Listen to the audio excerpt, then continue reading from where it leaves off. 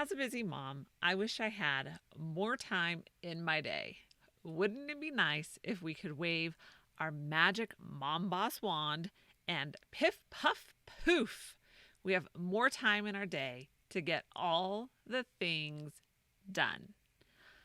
When I first started my virtual assistant business, my husband made this observation. He said to me, "You are great at managing other people's time, but not very good with your own." I was a little surprised by this observation, but truth be told, he was probably right. But don't tell him I said that. It made me realize that I needed to be my own time management trainer. It is much easier to tell someone else how to spend their time than to apply those same principles to your time. So most of my in-office jobs were spent telling others how and when to spend their time, whether it was as an executive assistant, a project manager, or managing interns. I had a lot of opportunity to manage other people's time. So now that I'm a free agent, I have discovered that I need to apply these same principles to my time.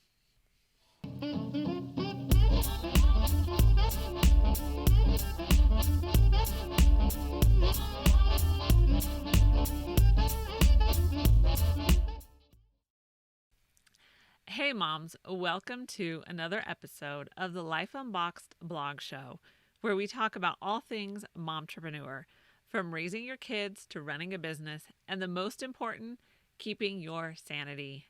I am Jodie the mom from lifeunboxed.blog. If you're enjoying this content, please like the video, subscribe to the channel, and drop a comment below. If you're listening to the podcast, be sure to subscribe to the podcast, share the podcast with your friends, and leave a 5-star review wherever you are listening. I appreciate your support. And remember, I would love to hear your questions that you just can't seem to get answered. So be sure to hop on over to lifeunboxed.blog and sign up for the newsletter so you can email me your questions directly. Okay, so let's get into three traps to avoid as your own personal time management trainer. So it is important to understand that you aren't managing time, but you're managing yourself and how you relate to time. So if you're like me and you want to take on the world and conquer it, and in an hour, and that's why I made a journal and a t-shirt saying that, as hard as you may try, it just isn't possible. Like really, you need at least 2 hours to conquer the world, and of course, after coffee. Since you need to be your own time management trainer, it is important to first recognize the traps. Number 1, excuses. Now, this can go both ways. You can look for excuses not to do something, or look for reasons to keep doing it when you really need to just take a break. As a time management trainer, are you making excuses for yourself? Are you coming up with all the reasons that you need to keep working on something? Let's face it, there's always just one more thing to do. Or on the flip side, are you avoiding things that need to get done? Again, not everything you do is pleasant, fun, or fulfilling. Anyone else make excuses to avoid the dishes or the kitchen in general? There are a lot of things on your plate, and it is important to figure out the best way to manage all the things for you. This includes giving yourself downtime, or time to be creative, or whatever it is that helps you relax. So when I need downtime, I really enjoy painting or reading. And of course, I have book recommendations for you. So I will leave that link below. Managing your time means managing your workload, your downtime, and family time.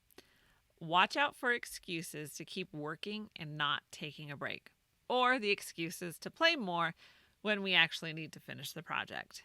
You are the queen of your schedule and your own time management trainer.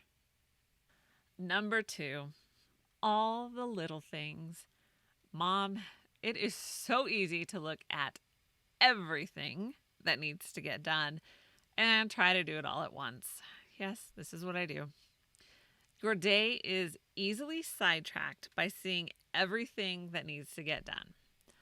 Although these are little things, they are still important and need to get done, but don't try to accomplish them all at once because that will leave your energy depleted and then your time isn't used effectively. And you're too tired to do anything at all. Number 3, paralysis by analysis. It is so easy to fall into the trap of overanalysis. Yes, paralysis by analysis is a real thing. Honestly, I would love to keep doing research or taking another class instead of doing what actually needs to be done. There's always one more thing to research or look into that you can keep going and going and going. And yes, I can do this. I am very good at research. But you do need to reach a point in your project when you shift gears from research to action. You will never research everything as thoroughly as you like. So make the decision to put action to what you've learned. You will probably surprise yourself. Okay, so now we talked about the traps to avoid. And they're so easy to fall into, especially when you are the master or queen of your time. So how do you counteract these traps and keep your sanity? So 3 tips. Number 1, write it down. Write down your to-do list and schedule, whether in a notebook, and I have lots of notebooks for you, or a planner. There are so many benefits to writing down all the things you need to do. Writing down your to-do list or ideas gives your brain permission to stop thinking about it. And sometimes that's what we need to do. We need to give our brains permission to stop churning. Your brain switches from I need to remember this to I can stop thinking about it because I know that it is in a place to remind me. So get a fun notebook. Again, I got lots of those because nice things help, and start writing down all of your world-conquering ideas and to-dos. Keeping track of your time gives you a very clear picture of how you spend your time and where you have downtime. If you struggle with taking a break, like me, and yes, I did a whole show on this, so I will leave the link below, then you may need to schedule it.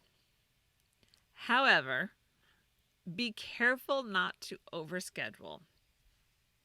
It is easy to fill up every time slot with something, but then it leaves no room for flexibility in the schedule. And we are moms. There are things that you cannot plan for, such as the unexpected trip to urgent care. And yes, I have a video on that one too. Definitely not something planned for, but it happens. So leave some flex time in your schedule and come to terms with the fact that the unexpected will happen. Number 2, 1 bite at a time. So growing up, I'm sure you were asked this question, how do you eat an elephant? And the answer, 1 bite at a time. This is the same answer to when you are trying to accomplish everything at once or are overwhelmed by everything that needs to get done. Take a deep breath and start with 1 bite at a time. You will get more done by consistently working at it every day than working at large chunks sporadically. So take it 1 bite at a time. And number 3, create habits that you do every day. Habits are a great way to consistently work towards those things you want to accomplish, and you can read more on the science behind it in Atomic Habits by James Clear. It is important to know the difference between goals and habits, and how to create habits as the process to accomplish your goals.